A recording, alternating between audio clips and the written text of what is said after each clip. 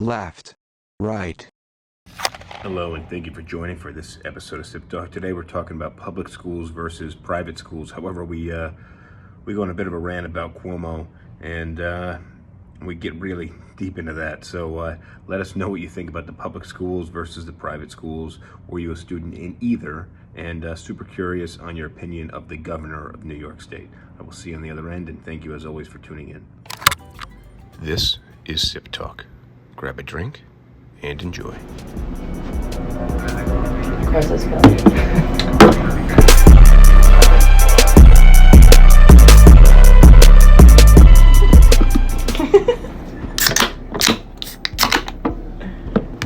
Cheers. Cheers. Cheers.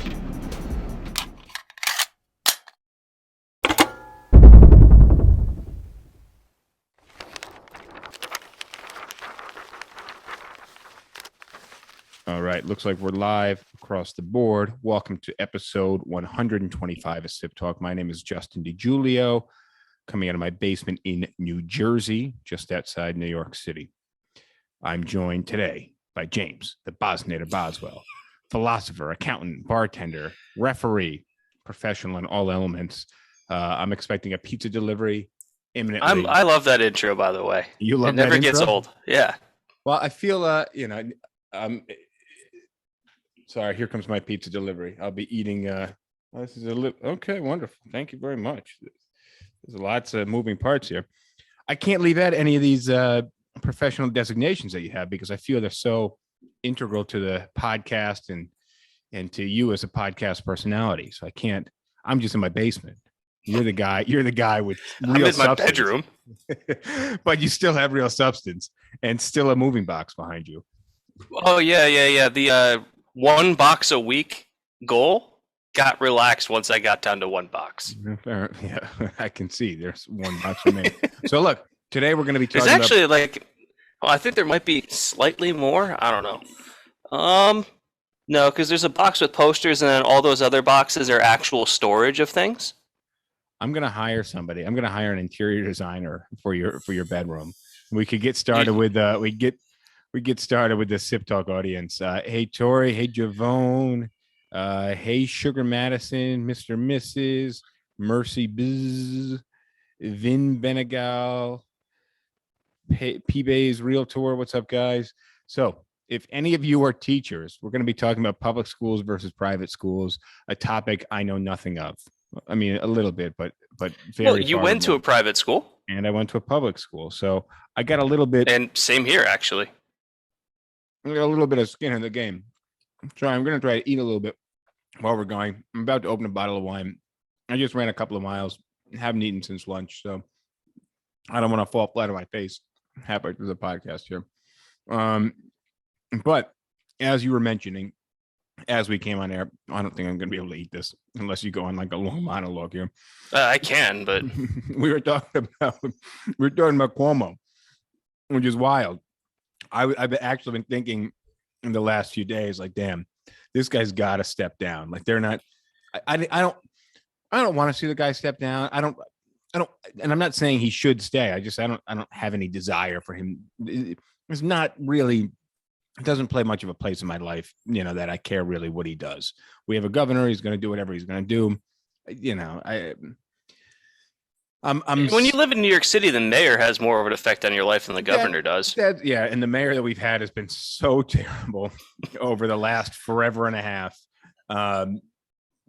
This mayor has just been so terrible. So it's what happens, with New York State really doesn't bother me so much, but I feel bad for the guy. And I'm not saying he's a good guy. I'm looking at the nature of the accusations. And it's, you know what happened, right? He was on TV every single day, and he just stayed in the public eye and got so much attention that people who had issues with him couldn't not air their grievances. Yeah, it's one of those ones where he flew too close to the sun. It's Icarus, right? Yes. It's exactly an Icarus issue. And that's what I think is a bigger issue here. I understand there's other things at play. I understand, do you have some of the allegations against him? Well, it's various like groping and like forcibly kissing women, and his excuse right before he resigned, like a day or two before he resigned, he gave this little speech about he's like, I do this to everybody. It's just like like it's something that I was like brought up to, like that's how we show affection in the family. And he's like, I do it to everybody. It doesn't matter if you're black or white, straight or gay, stranger, like in a position of high power or just somebody on the street. This is how I treat everybody. And Well, I don't. I like imagine I he thought probably that didn't. was a really odd excuse of like, Well, I wouldn't imagine he's mouth kissing gay dudes, right? Like I don't see that.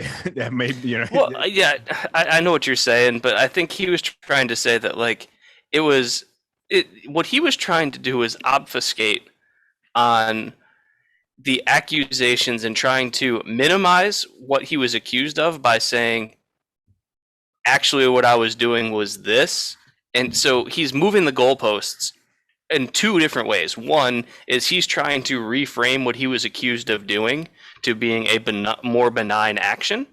Mm-hmm. And then at the same time, moving another goalpost by saying, I treat everybody this way, so I wouldn't treat women differently than anybody else. And it's how I was raised in my family and everything. But so he tried to both. He tried to reframe his right? actions and then also reframe the context. And I think both of those are deep stretches of the truth. I would agree with you, but I definitely want to just confirm he didn't have any male accusers of him. Not that I'm aware of. Okay, all right. Again, I don't want him to step down. I'm also in the same time not defending him. I'm just.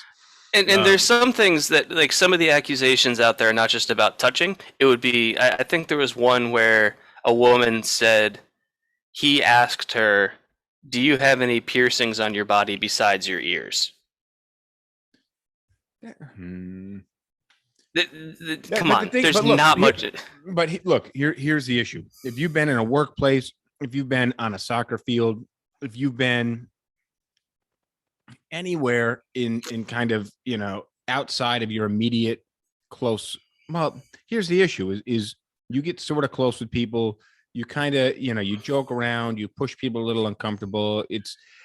And that's kind of being a human. And there's certain, thresholds that you don't want to cross. Some people don't quite understand. They don't have that, what's the word I'm looking for? The ability to kind of differentiate what's too far.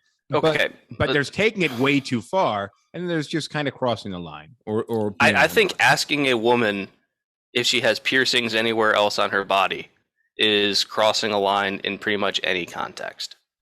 He didn't ask to see them. It's still going to make her uncomfortable. And you have to know that it's going to make you uncomfortable. I don't think it would make some. I mean, depends. If it's a 60-year-old dude. Let me put it this way. If I'm on a first date with a chick, I'm not asking her that question. Really? Why not? I'll either find out or I won't. I don't need to ask. I think any piercings is an appropriate first date. No, because if that's not going to be something that I'm going to be leading off the date with. Well, maybe if it's going pretty well towards the end and like there's some comfort and everything established, sure. But let me ask you this. This is not while we're still feeling each other out. I'm not asking that question. What if you guys want to call in and weigh in? Let us know in the comments, and Rosh will send you. He'll send you the call-in link. I love your opinion on this Cuomo thing, James. What are you drinking down there in not so sunny South Carolina? I'm double fisting Bush Ice. Oh, you got two of them there. Two of them. Oh, very nice. Are they? What temperature are they? Actually refrigerated. One of them's warming up because it's not in a koozie. But both of them came from a refrigerator. So, I bought the house. We're going to start living a little more civilized. I think south of the Mason-Dixon line, koozies are kind of, everybody has to have a koozie. Isn't that pretty accurate? Yeah. It's super common to see. I may have one koozie somewhere in a box somewhere I've seen the last 6 months. My sister has like 2 drawers full at her house. Dude, when I moved out of the apartment, I threw out like 20 of them. Yeah, and now I only have like one. I had another one, but I can't figure out where it went. And I really like that one because it was a gift from our liquor rep at the bar when I was bartending, and it's a green koozie that says "I'd rather be drinking Jim Beam." I really like that one, and I don't know where it went. I'm pissed. Too bad. FYI, guys, just one more reminder. If you're on Instagram and you throw a comment in there that you'd like to join, ask questions, or weigh in on the Andrew Cuomo thing, let us know. Rosh will send you the link. Rosh, just so you know, we're not using ZipWhip anymore. That's what I was trying to explain. You're going to have to DM them the link. There's no more login to ZipWhip. But All right. Well, can I wrap up my thoughts on Cuomo? Yes, I'm going to take a bite of pizza here, and I'm curious what you got. Because, again, it's when you're in a position of power, and we've had this talk before on the cast, is that when you're in a position of power, you have to realize that the rules that you're playing by are different than the rules that people below you play by, and that things that might be okay for an intern or like a legislative assistant to stay are not okay for you as the governor and the most powerful person in the state of New York who has the power to basically fire anybody. And you making people uncomfortable or you making requests of people are going to be taken much more seriously than if you're just somebody on the street. You're not held to the same standard as a construction worker. And I think that is something that a lot of powerful people lose sight of. And that's why in the past 5 years or so, you've seen a lot of powerful people lose their positions over accusations very similar to Cuomo's. I will definitely agree with you. And I think you contextualized it very well when you use the construction worker reference, even though construction workers, they've already had their day with the whole Me Too situation.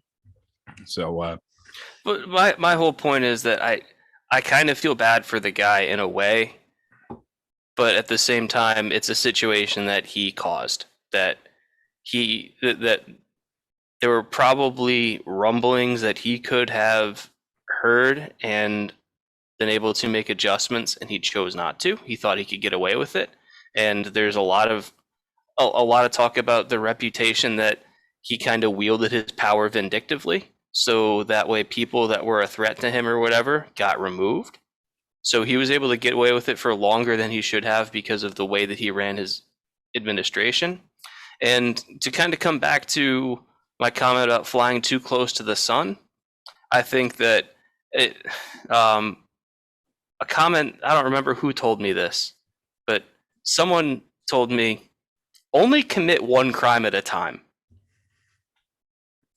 So like, if you're going to go out and buy drugs, drive the speed limit. Or if you're going to be speeding, don't be drunk. Don't compound your crimes, because the more crimes you do, it's not like the sentence is going to get any longer, but the more things you're doing, the more likely you're to be caught for any one of them. So like if you're dropping a body off to the marsh or something, like don't speed on your way there. yeah, I wonder. I feel like back in the day, the mobsters and the mafia used to drive around with a lot of bodies in the trunk.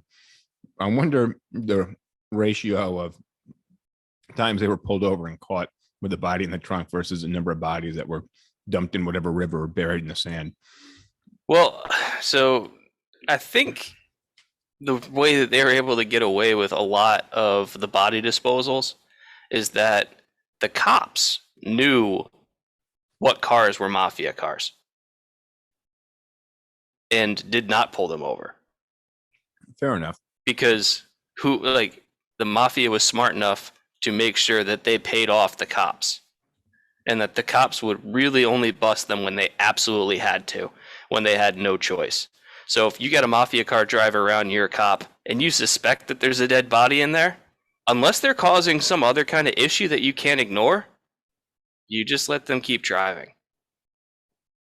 Because chances are they're paying some portion of your paycheck. Well, yeah, in cash. Right. So, question for you. And Raj says it's a good idea to weigh down the bodies with big rocks. Hi, Kim. Thank you for joining us. If you have any questions or comments you'd like to add about Cuomo, we'd love to hear them. Rosh can DM you the number. What do you think is going to happen to the bridge? The Tappan Zee Bridge? They renamed after Cuomo's father. Are you familiar with that one? No, I haven't been up there in a while. Well, it's a lot of bridges get new names. I don't know how I feel about that, but they renamed it Mario L. Cuomo. Yeah, that was the governor back when we were kids. And that was his father. Yeah. Yeah, before Pataki. Before Pataki. There's a Pataki bridge somewhere too, right? That wouldn't surprise me. Yeah. All right. I just want the Northway Bridge on 87 to be renamed the Dolly Parton Bridge. Ever since I've been a kid, our friend Eric has called this bridge that's got two big, what would you call those? Like arches? Yeah, big arches. It's not a suspension bridge. Two big arches. And every time we drive across the bridge, he'd make us quiet. Guys, shh, shh, shh, shh. Going over the. Why do we have to be quiet while we go over this bridge? But well, I mean, they were called the Twin Bridges. Is it the Twin Bridges? Is that what it was? I'd heard that before, or just the Twins. All right, the Twins. There you go. But another thing about Cuomo is that it's crazy that he was loved for the first half, almost first 2/3 of 2020 by everybody who was super liberal. He got on TV every single day. He was talking to the press for a half hour, an hour, whatever. It seemed to go on forever some days. And the liberals really loved him because they could juxtapose him to Trump. And Trump looked like a clown by comparison. And but again, what you just said, Icarus syndrome, he stayed on way too long, threw way too much attention to himself, and started to puff himself up. And anybody that wanted to take a shot at him, whether they decided not to in the past, they shot their shot there, and they took him down. So if that's really what they wanted to do all along, good for them. If they kind of went along with the bandwagon, it is what it is. Like I said, I don't have any want for him one way or the other. I don't want him to be pulled down. I don't want to build him up. I don't. It's kind of not one of my. It's not important to me. Like. It's just if you want to buy a pink car, go buy a pink car. I don't not want you to buy a pink car. It's your choice. Speaking of Eric, I had this thought this afternoon. I went for a run right before we got on, which is why I'm eating the pizza here because I'm drinking some wine. I don't want to be asleep by the time we end this podcast. And I was thinking about moving refrigerators earlier, and. Well, two things. I don't know if you remember the comment that I gave him when we were in high school, and he was really working out. No, that's why I'm laughing. I'll let you tell the story. I said, look, it doesn't. You talking about the refrigerator that flew out of the back of the truck? That was also funny, but that's not what I was laughing at. I was laughing at the comment you made to him about like strength versus looks. I said, look, dude. It doesn't matter how many refrigerators you can lift. Girls don't find that attractive. You got to look good. Which is why it's important to do some cardio and do some running so you don't actually look like a refrigerator.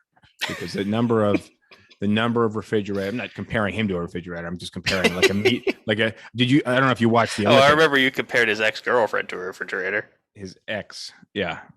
The Olympics, some of these big, like the weightlifters, the power lifters. Mm-hmm. These guys literally are bigger than refrigerators. These are enormous guys. They're also shaped like a square. Yeah, but that's why they look like a refrigerator. Yeah, they're all muscle. Well, they're muscle and not lean, which is why they fill out. But the point was, you want to look fit. You don't want to look like a refrigerator, and nobody cares how many refrigerators you can lift because it's not a thing in real life unless you're a mover, I guess. Another thing I want to make this note on refrigerators. If you're moving a refrigerator, you got to let it rest. You got to let it sit upright for at least 24 hours. Well, probably at most 24 hours. 24 is a magic number before you plug that shit in. Because when you move a refrigerator, when you get one delivered, it gets shaken up. The coolant ends up all in the lines. And when you turn it on, whatever happens with the compressor, It just doesn't work right. So you got to let that refrigerator sit for 24 hours. You got to let the coolant drain back to the basin and out of those lines. If you plug in a refrigerator too soon after it's been shaken up, it's going to have a really short life, or it may not work at all. Did you know that? No, I didn't actually. Have you moved a lot of refrigerators? Yeah, I can let you know I'm very capable of lifting a lot of refrigerators. No, I have not had to move a refrigerator in my adult life. Oh man, moving refrigerators is literally like just an absolute miserable job to do. If you got a dolly, it helps a little bit. Yeah, but they're just so fucking unwieldy. Like that's the thing about refrigerators. They're just they're heavy, but it's also the weight distribution isn't even. Yeah, and that's why when they get moved, they get shaken up a lot. So if you get a refrigerator delivered, let it sit for. I know you want to plug that thing in. Let it sit for 24 hours before you do. Things you learn on SipTalk. Well, there's a lot of important stuff here. All right, what else do I have? Just some quick thoughts before we get into this public school, private school. You know, Elon Musk is trying to sell advertising billboards in space. Did you hear this? That's a really terrible idea. Yes, it really, really is. But it's a great idea for him to raise money for himself. I've said this before on the cast, and I will continue saying it until further notice. Elon Musk needs to go away. Why do you think that? I think that he draws a lot of attention to himself purely for self-entertainment, where he'll come up with ridiculous ideas, and because he knows he has a platform, he'll just spout off random bullshit to see what reaction he gets. You've seen him do it a number of times on either Tesla stock, Bitcoin, Dogecoin, various like other regulatory things when like a state wants to tax his company more or something like that. It's just like, if you look at any normal company and you look at their CEO, and I'll just pick a company like Disney. The question is, pick a company and then name their CEO. And nobody's gonna. I don't know the CEO at Disney. I don't either. It used to be Michael Eichner, but it's somebody else now. But the point is, you don't know who the CEO of Disney is. Why? Because he's not going to have to say anything unless something went really, really wrong. His day-to-day operations of calling people up and running the company are silent. And Disney makes money, and for the most part is relatively uncontroversial. And you can name pretty much any other publicly traded company, and I would challenge you that unless you're an investor in that company, you're probably not going to know who their CEO is, and that's a good thing. I think it's a generally good thing. A P1 job. We're about to talk about public schools versus private schools. Hang tight. Right now, we're talking about Elon Musk selling billboards in outer space. And that's why Elon Musk pisses me off. It's just like, go be CEO of your company. Obviously, you're smart. You've had a whole bunch of good ideas, and you've made a crap load of money off of them. Keep being smart. Keep coming up with good ideas, but just like run them past like your chief technology officer or your engineering department, but or your therapist. I don't really care. I think you're just sour because he manipulated the Dogecoin or Bitcoin, or I'm not an investor in any of those things. I don't care. I have no stake in them. It's annoying to me how much people pay attention to him and how little value his comments actually have.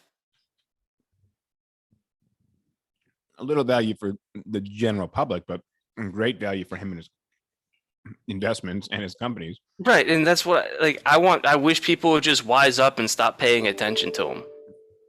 I get really annoyed by it because. Right. Well, look, I'm against the idea of putting billboards in low Earth orbit, but that's it. It's such a bad idea. Let's ruin what is effectively the last thing that is even remotely pure. No, it's not. I mean, my issue is there's a lot of shit up there. But you don't see the space junk. Like, if you look up in the night sky, even in an area like you or I live in that has a fair bit of light pollution, on a clear night, you can still see a lot of stars.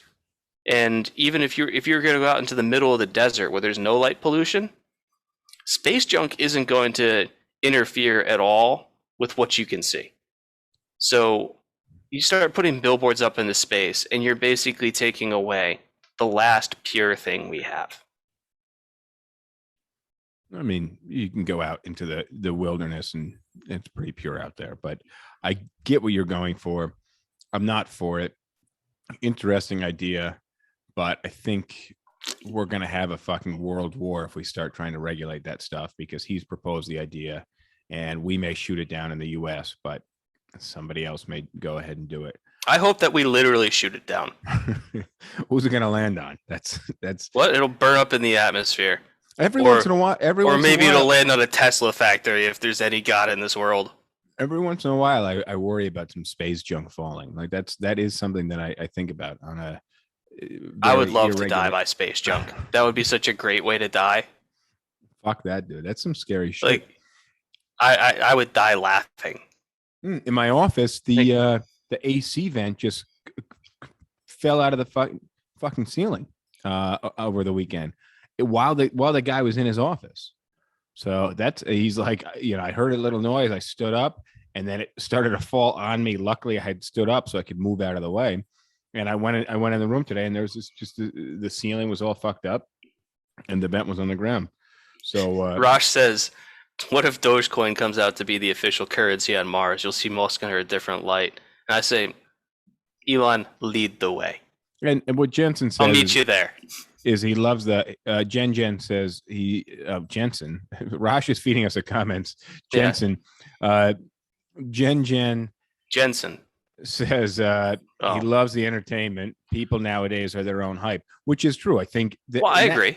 And there's a certain element of being your own hype man that I think is an important part of building a company, especially. He does too much of that. Well, and I that's feel where I get sick of it fast. And then on this note, I just watched a video on it just to be like, is this for real? And somebody made this comment, and I just want your thoughts on this. And the comment was, or really, it's more of a question: is what's possible inevitable? No. You are the philosopher, so I'm curious if you want to flush out an answer. I don't think it is, but I'm curious your rationale on this one. I mean, I know it's not. No, because there are plenty of things that are possible that we can, as a collective species, say no. Well, I just think you have this unlimited number of possibilities and only a certain constraint in which they can exist, which. Well, no, if something is possible, it depends. Not everything that's possible can happen, though. Well, I guess if you have contingent possibilities where one thing necessarily negates the possibility of another. Well, that would be if you have an infinite number of possibilities. Because with a finite amount of time. Yeah, so if you have any kind of contradicting possibilities, then you can't have them both be inevitable because one will necessarily preclude the other. Exactly, but each could be independently possible. What I'm saying is if they're causally linked, or... Well, if one cancels the other, then the other becomes impossible. But on their own, they are possible. So I just don't think if it itself is possible, is it inevitable? You're going to have some cancel effect. Well, I guess my answer would be, I'll tie this back to the space billboards. Are space billboards possible? Yes. Are they inevitable? No. We as a species can stand up and say, we're not going to allow this. I will form my own country just so that way I can develop space weaponry to shoot them down. I will get enough funding to make this happen. That reminds me of the time that you were going to move to Canada if Trump got elected. So, so this passed in 2020. So I think I talked about this on the stream when we were doing the marathon cast for election night. The 5 hour drunken election coverage. Yeah, and I'm not kidding at all here. I was back channeling with the Derv for like 2.5 hours of that, scoping out properties in Trinidad. I remember that. And that was not like we were bullshitting on that. We were both 100% serious. If Trump won, we would have been putting together some capital. Let's answer. David. Thank you, Justin, for being inspiration. I wish I had a male Big Brother influence. Oh, it's very, very nice. Yeah. I wish I had a male Big Brother influence like you in my life. You are so positive. Thank you. Sending you blessings. And MJ saying, hi, guys. Hi, MJ's a regular contributor. It's good to see her again. Hey, Carol Ferrucci and Anrod. Hi, David P. That's very nice. Thank you for that. We're going to talk about schools. Speaking of Big Brother. So I'm going to let you lead the school because I've only been a student and a teacher within my own realm of real estate, but it has nothing to do with public education or private education. It's just kind of like this independent secondary education for people who didn't get a continued education in most cases. But you have been both a student in you were in a private school effectively, for right? 3 years. Yeah, you were in a private school, public school, and taught in South Carolina public schools. And you were a public school teacher, so you're going to know a lot more on this than I am. I'm going to defer to you a little bit. Let me just hit the quick comments on TikTok because I always feel bad. TikTok, my eye line for TikTok is over here, so I miss them a little bit. We got Let Love Rain saying a lot of women were crushing on Cuomo during the pandemic. And some comments here. Let's see. Enjoy your vino. All right, I'm gonna enjoy the vino. I want to get your opinion on what's a better school. What just in general, right off the bat? Would you rather have been an only private school kid or an only public school kid? Looking back on it, it's really hard for me to say because I think that private school for me was a little bit too permissive and a little bit too free. And that kind of allowed me to, at a time in my life when I shouldn't have been setting rules, gave me the illusion that I could. But on the other hand, going to private school offered me access to advanced classes that wouldn't have been available to me in public school, to the point where when I came back to public school, the classes that I was taking were a year ahead of the advanced classes available for everybody else in the school. And so I had a very similar experience. You think you get a better education? You can. You definitely can get a better education in private school because you're paying for a more customized experience. But so what do you think is better overall? Better overall, I'm probably going to go with public school for a lot of reasons that don't have to do with the actual quality of education. Because for one, depending on what public school you go to, and that's the issue here, is that's the biggest issue. If you go to a bad public school, your quality of education might be garbage through no fault of your own. But there are some public schools that are as good as the best private schools. So it's really hard to say all public schools and lump them into one basket. I think that your variance is much higher with public school selection than it is with private school selection. Exactly. So, but here's what I want to say on the matter. One, parents, it's up to you. It's a parental decision. The child is in the vast 99% of the cases not choosing which school they go to. It's up to the parents, and it's socioeconomic, it's location based. It's up to the parents. I would say that you're going to typically find a bit more diversity in a public school, and you're going to have I think the public school experience, in my opinion, is going to bring together a lot more diverse people and open your eyes a little wider than a private school. I think that's hugely important. That being said, and that's not always the case, but No. but the public school is just pulling from people in the neighborhood. Everybody's going there. Private Yeah, how school many black people do we have at our school? not many, but that's also where we grew up. That's why I said socioeconomic and location based. But how many minorities do we have in our school? Not very many. I didn't realize that at the time. In retrospect, I realize it. But my point is, you might be able to get access to a better education in a private school, but a lot of education comes from at home when it comes to parenting.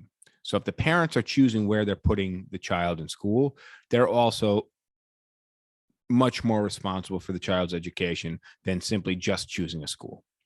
So I'm talking to you parents. It's up to you, right? It's not, don't lay so much on the school, because really they're going to get a lot of education from learning from you as a parent. Also, public schools are a hell of a lot cheaper. The issue is if you live in a neighborhood that's not so great. And that's the biggest issue. Is it worth, because chances are your taxes are probably a lot lower if you live in a neighborhood that's not so great, which is Not also always. not always, but that's also affecting the quality of the schools too. Because you could be renting in an area where the taxes are pretty high, right? Mhm. And it's wild to me that public schools are basically paid for by the local taxes. I don't know, too much of the legality around this, because I've been renting in New York City for the last decade plus, but there are such things as property and school taxes. It's a lot of money. And Well, when you were paying rent, a portion of that rent was going towards the property taxes for the building. well, I never It's just saw a hidden, that, though. right? Yeah, It's a hidden it's charge. hidden It's for lumped me. in. Yeah. But yeah, like now that I own a house, I pay property taxes. When I own the apartment, I was indirectly paying property taxes. Yeah, you didn't see the property tax bill. MJ, I'm glad you're joining us from the beach. You're drinking with us. That's very nice. I'm curious. What beach? What beach and what are you drinking? Don't worry, we're not going to stalk you. We're in the basement, and James in his bedroom. We're not going anywhere for a while. It's a 40-minute drive to my nearest beach, and I highly doubt you're at that one. So, but where do schools get their money? Property taxes. Property taxes. Local property taxes are the majority of it, but there's also state and federal funding. What about the casinos and the lotteries? How much does that contribute? So that's going to be highly variable by state. In Well, South Carolina, I think most of the lottery money goes to higher education. Okay. I was like, what is that? Like scholarships and things like that? Scholarships or not rent, like tuition reductions, or like basically subsidizing schools. Like you remember like Trident Tech? Yeah. Like subsidizing schools like that, so that way they can keep tuition low for all students. It's weird that I don't know how I feel about gambling, right? Like I I'm not against it, but I just, kind of on an ethical level, the house is kind of always winning. So it's just a general suck from society. And It's just redistribution. To a degree, but I feel like it's a bit of a leech on society. It's taking the money out of society, putting it in somewhere else, but putting it into a different part of society. Casinos are businesses. Yeah, it's going into a different part of society, exactly. But it's taking it from individuals, and I'm talking about gambling. All businesses are. I'm talking about gambling, casinos, things like this, not just lottery. But I feel that the majority of people that are playing it, well, obviously the majority of people that are playing it are losing the money that way. Well, otherwise the casinos wouldn't be there. Like casinos aren't built on losing money to gamblers. Obviously, that's. Have you ever been in a casino? I've been to the Saratoga casino. Casinos are something that I just completely avoid because I'm not very good at gambling or assessing risk, especially when it comes to money. You went to like the video casino at Saratoga? I just walked through. There was a private party in the back, and they had a horse that they bought. They were racing that evening, so I was there to watch their horse, not put any money down on it, and eat some free food. It's a wonderful time. I'd like to thank the Brindisi Funeral Home. Well, but here's my thing. It occurred to me that like we build systems off, it's the toll booth, right? You build a toll booth to pay for the road or pay for the bridge, but then you leave the toll booth up because now you have this source of income that's paying for other things. But it's also paying for the maintenance of said road or bridge. Yes, but the toll doesn't go down after the bridge has been paid for. Right, but Right? The toll doesn't go down. Actually, the toll goes up. And when we were kids, you used to drive by and there'd be like this cone-shaped bin basket. Yeah, and you'd throw your change in, it would swirl down, and then the thing would turn green, you'd go. And you'd throw in 15 cents or maybe 85 cents. It was not collecting bills. There was no bill collector. You had to have exact change. And if you didn't have exact change, you'd get a ticket. Yeah, but we weren't talking like over $1, right? Where you're like 15, I don't remember. But there was no dollar unless you had a dollar coin. But now, I mean, the tolls that I pay, I mean, I just remember tolls as a kid. And you also weren't driving in New York City where the tolls are higher. Now the tolls are like 15, 25, crazy amounts of money. My toll thing is a few $100 when I get it every month, and I don't even try. I take the train most of the time, so just a wild amount for tolls. But I was just thinking, like when it comes to traffic tickets and things in New York City, it's you're building a system based off this revenue. Part of the reason for having the tolls as high as they are is less about revenue raising as it is reducing. Yeah, I get that. All right, let's talk more about private schools. You got to lead the way, man. You got to lead the way. I had the same schools. Same thing happened to me. I went in. I graduated elementary school, which is what, 5th grade. Yep. And then my mother decided she was going to put me in a private school, which she did. And I wasn't for or against the idea. It was weird to be separated from my friends, but whatever. You go through a lot of changes when you're 11 years old or something. So I went into this private school, instantly hated it. And I had nothing to do other than kind of focus on being a student and being at school because I wasn't with any friends. I didn't have as many distractions. It was also a military academy. And it was a Christian military school. Yeah. Oh, God. And I was big in the Catholic Church at the time, but I wasn't digging the school. And my mom, I told my mom I didn't want to be part of it. And she told me, look, if you get straight A's through the school, you can leave. So I did. And I went back to the public school, and then I found myself way advanced in where everybody else was. And I was only going for a year. And in the fact that I was sitting in these classes, bored out of my mind, decided that the following year, or maybe the year after that, I was going to double up on maths. And your father, who was a math teacher, tutored me, and I aced. I got 100% score on both of them. Yeah, on both courses at the end of the year, which was pretty impressive. Kudos to your father. Thank you. Kudos to you because you put in the work. Yeah, but point was, I had a very similar experience to you, where I left the private school and was super advanced. I was actually also a really bad percussionist, and I had to give up band, unfortunately, to pursue a secondary math.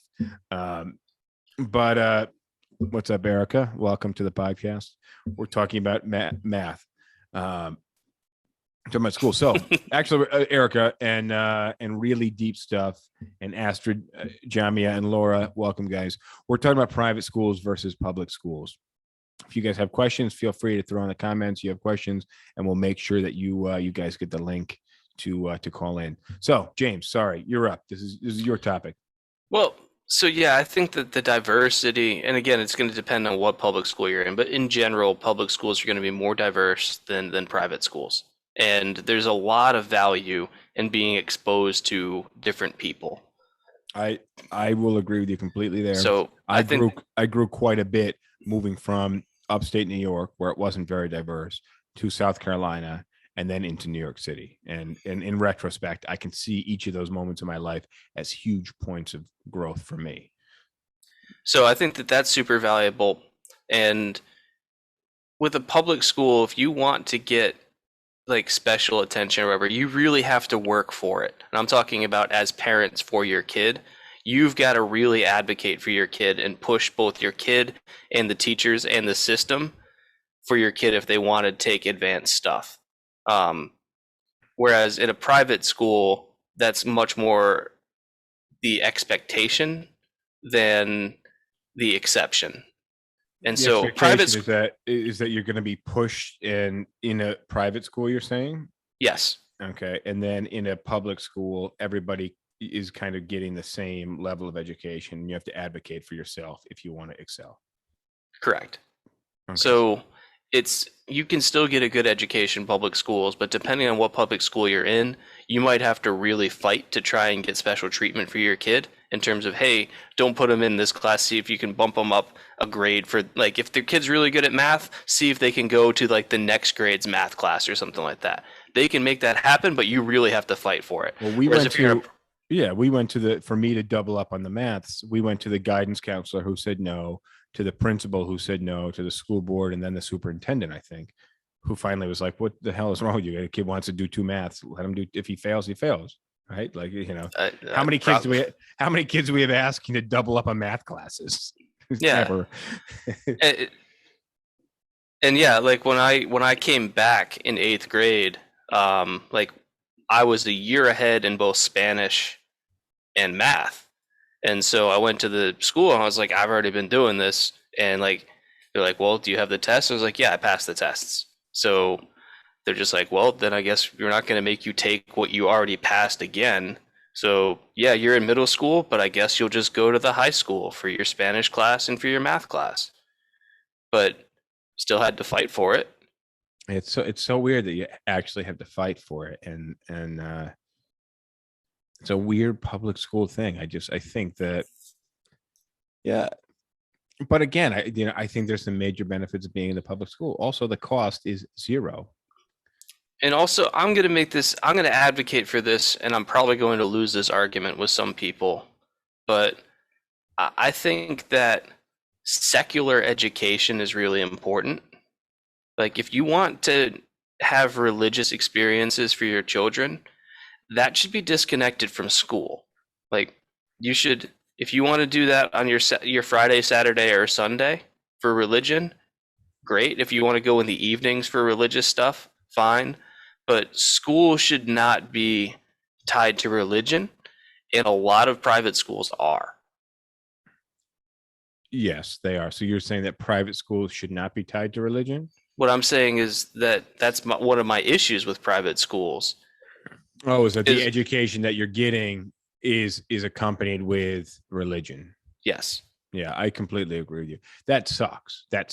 So if your public school sucks in that neighborhood and you want to put your kid in a better school, but you're Jewish or you're Muslim and it's a Catholic school, that's a major bummer, because it's a weird thing to be kind of the only Muslim or Hindu or whatever it might be in a Catholic school. You may not be the only, but you'll be one of very few.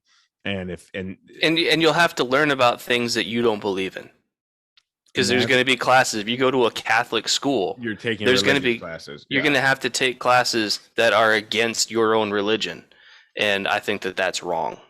That's actually where, and I was very Catholic, but once I went to that Catholic school, that was probably one of the biggest things that disconnected me from Christianity and the Catholic religion. Was there's so much of this stuff that is just completely absurd. This is wild. And so I'm not telling people to not be religious. I'm saying do that outside of education. Have that be a separate thing. But a lot of times those religions are sponsoring those schools. Well, right. And that's where I'm saying this is one of my issues with private schools. Cost is another one. We already kind of touched on it. And there are some, you can get some loans, and typically you can get some grants and scholarships for private schools, right? That's available. You can.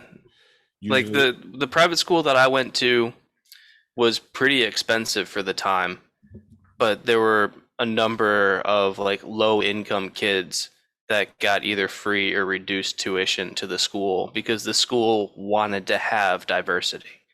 So that's one thing that I really need to give credit to that private school for doing, was bringing in kids that otherwise wouldn't have been able to attend.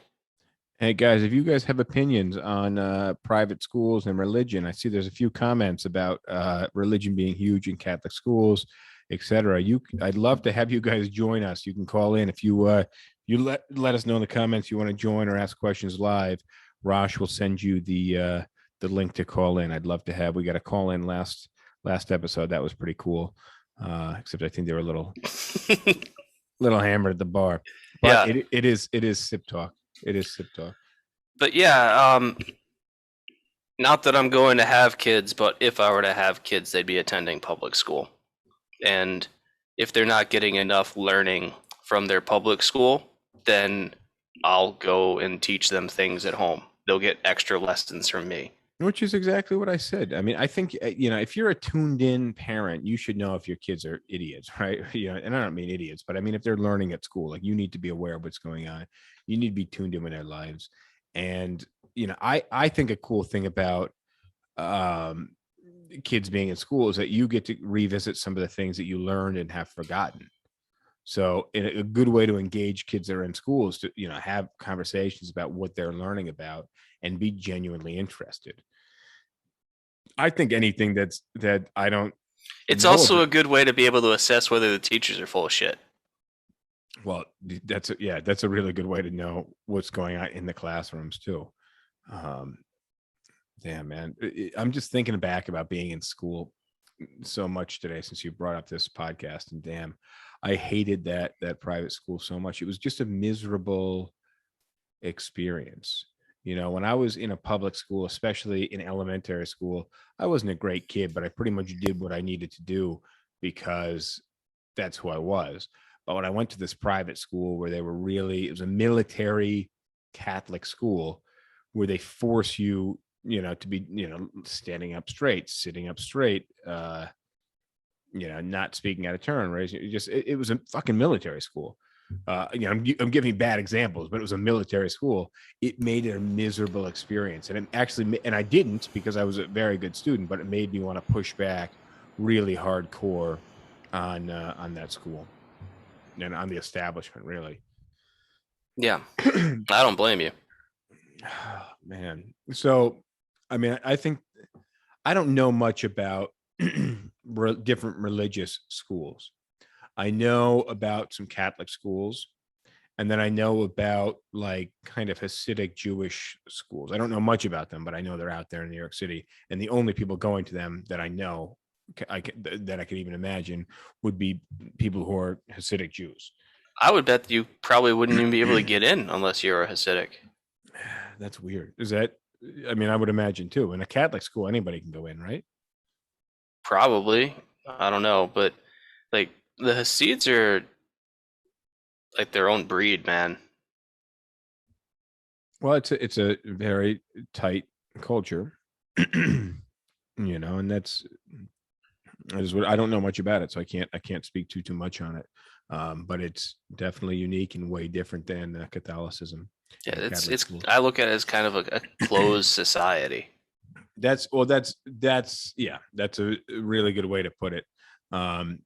And they definitely have what's the word I'm looking for, a dress that they very much adhere to. That was one thing about being in the Catholic school, was that you had to wear this uniform, and having to put on a tie every day and wear these uniform clothes was also super miserable.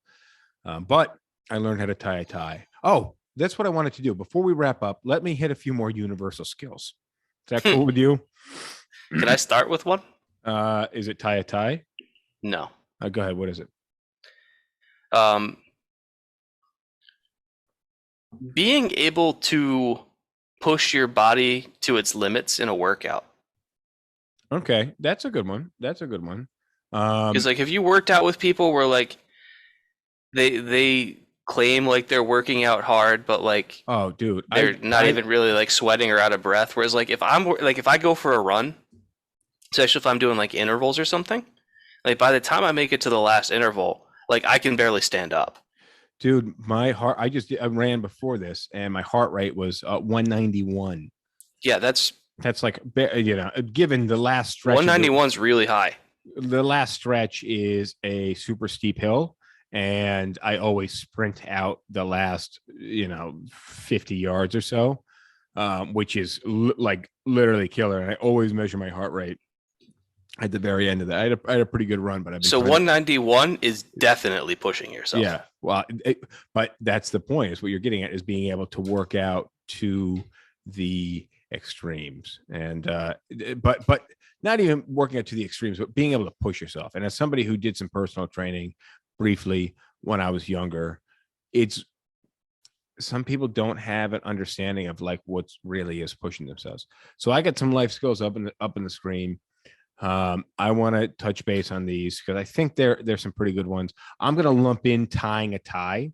Should be a pretty good life skill, woman or man. I think women, now that we have this weird cross-sexual culture that a lot of women probably out there wearing ties, cool with me, but just knowing how to tie a tie, and especially if you are a chick dating a dude that doesn't know how to tie a tie, like you better let him know. You both need to learn. Yeah, you better let him know that you know how to do it, and he doesn't, and he better shape up.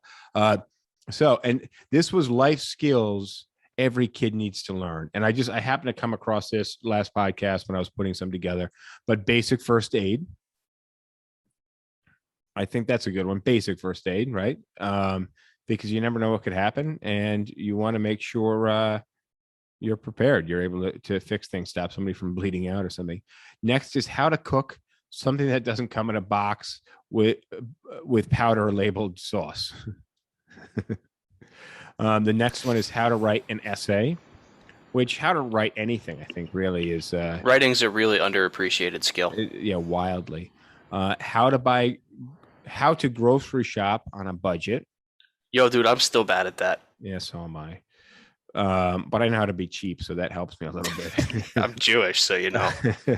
How to choose a credit card. We could do a whole episode on that. How to say no. I think, dude, right now in today's culture, so important. People literally don't know how, and then they end up in these situations and they blame the other person. While the other person is at fault, they can't absolve themselves of fault also. That's a complicated topic. It's a very complicated topic, but people do need to learn this. And if they say no and the other person persists, shame on the other person. But if they don't actually say no or say stop, it gets complicated, and people need to know. And this is why it's somebody. This isn't my list. This is somebody else's opinion on basic life skills, how to say no. Next is how to jumpstart a car. I'm going to throw in how to change a tire as well. I'm going to also say how to pop a clutch. That's, given that no cars have that anymore, but still it's super, super. I'm not disagreeing with you. I think that's a super valuable skill. How to do their own laundry. All right. We talked about that one. We did. Basic home and car repair and maintenance.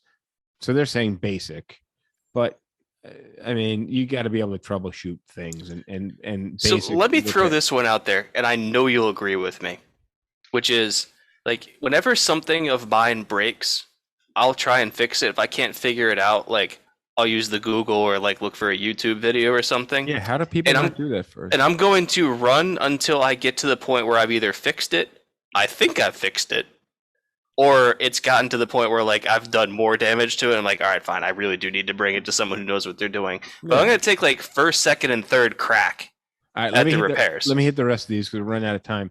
How to budget and pay bills. Yep. How to put on a condom. That's important for both men and women.